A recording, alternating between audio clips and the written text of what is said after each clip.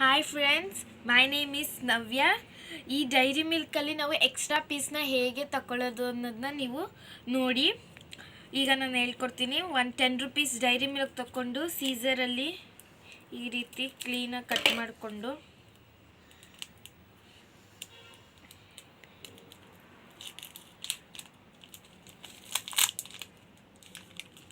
ಕ್ಲೀನಾಗಿ ಇದನ್ನು ನಾವು ತಗೊಂಡ್ರೆ ಕ್ಲೀನಾಗಿ ನಾವು ಈ ರೀತಿ ತಗೊಂಡು ಅದಾದಮೇಲೆ ನಾವು ಒಂದು ನೈಫ್ ಚಾಕ್ ತಗೊಂಡು ಇಲ್ಲಿಂದ ಈ ರೀತಿ ಕಾಣಿಸ್ತಿದೆಯಾ, ಇಲ್ಲಿಂದ ಈ ರೀತಿ ಕಟ್ ಮಾಡ್ಕೋಬೇಕು.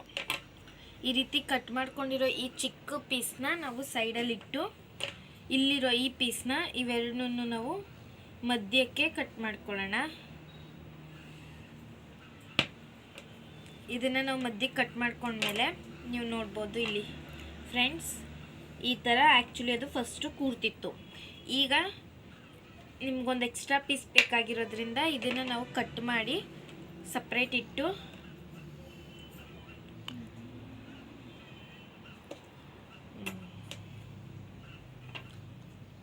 ನೀವು ನೋಡ್ಬೋದು ಎಕ್ಸ್ಟ್ರಾ ಪೀಸಸ್ನ ನಾವು ಮಾಡಿರೋದು ನೋಡಿ.